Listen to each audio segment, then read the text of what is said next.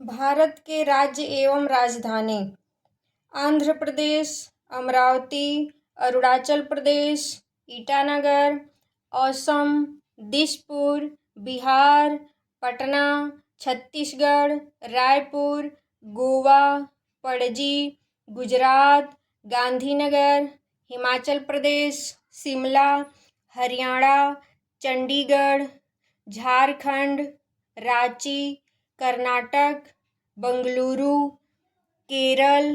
Thiruvananthapuram, Madhya Pradesh, Bhopal, Maharashtra, Mumbai, Manipur, Imphal, Meghalaya, Shillong, Mizoram, Aizawl, Nagaland, Kohima, Orissa, Bhubaneswar, Punjab, Chandigarh, Rajasthan, Jaipur, Sikkim, Gangtok, Tamil Nadu, Chennai, Telangana, Hyderabad, Tripura, Agartala, Uttar Pradesh, Lucknow, Uttarakhand, Dehradun, Paschim Bengal, Kolkata.